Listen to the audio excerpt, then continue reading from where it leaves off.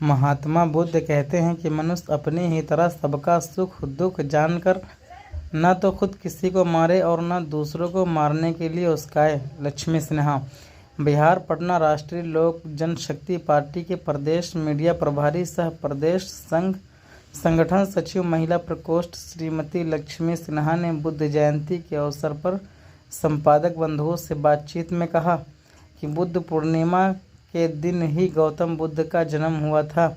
इसी दिन उन्हें ज्ञान की प्राप्ति हुई थी और इसी दिन उनका महापरिनिर्वाण भी हुआ था।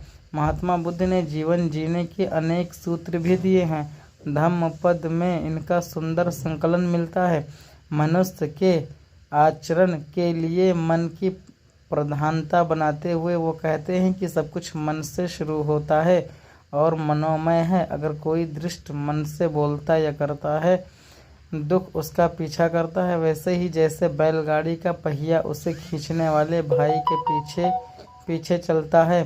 इसके विपरीत यदि कोई प्रसन्न मन से बोलता है या कुछ करता है तो सुख उसके पीछे पीछे अनुसरण करता है। जैसे आदमी की परछाई उसके साथ साथ रहती है। यदि मन में किसी की प्रति कोई गांठ बांध ली जाए तो उसके प्रति द्वेष या बैर भाव कभी कम नहीं होता। श्रीमती सिन्हा ने कहा कि महात्मा बुद्ध का दृढ़ विचार है कि अवैर से ही बैर समाप्त होता है। वो कहते हैं कि पृथ्वी पर सभी प्राणियों का जीवन नश्वर है, परंतु अक्सर लोग बड़ा तथ्य भूल जाते हैं। जो ये जानता है कि इस दुनिया से विदाई अनिवार्य है, उसके मन में दूसरों के प्रति कटुता दूर हो जाती है।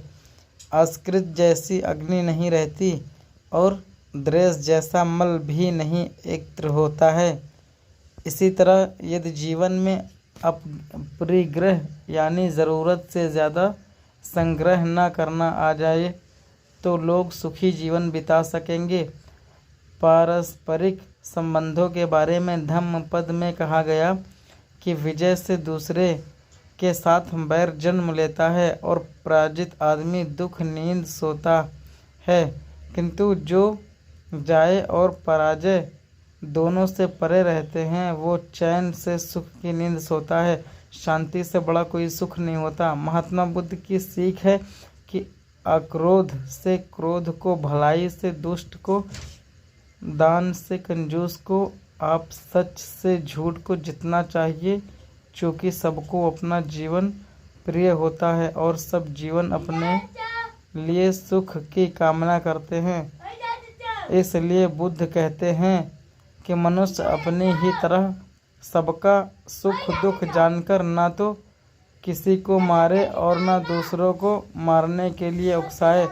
आगे श्रीमती सिन्हा ने कहा कि मनुष्य जीवन में स्वास्थ्य आज सबसे बड़ी चुनौती बनती जा रही है। इस संदर्भ में जीवनाचार्य पर महात्मा बुद्ध के विचार ध्यान देने योग्य हैं। वह संतोष को सर्वाधिक महत्व का बताते हैं। आप इच्छा, मोह, राग और द्वेष की उन्होंने सबसे बड़े दोषों के रूप में पहचान की है। वह कहते हैं कि मनुष्य को शीलवान, समाधियाँ, उद्यमशील और प्रज्ञावान होकर जीना चाहिए। वह सत्य को सबसे पहला धर्म कहते हैं और धर्म का आचरण निष्ठा से करने की हिदायत देते हैं। महात्मा बुद्ध के शब्दों में मनुष्य स्वयं अपना स्वामी है। उसे दुख ही अपने आप को प्रेरित करना चाहिए। वह स्वयं अपने चौकीदारी करे। वह स्वयं ही अपनी गति है। इसके लिए अपने को समय की शिक्षा देनी होगी। अपने आप को जीतने वाला आत्मजयी सबसे बड़ा विजेता होता है, जिसका वित्त स्थिर नहीं, जो सद धर्म को नहीं जानता और जिसकी श्रद्धा डावाडोल है, उसकी प्रज्ञा परिपूर्ण नहीं हो सकती।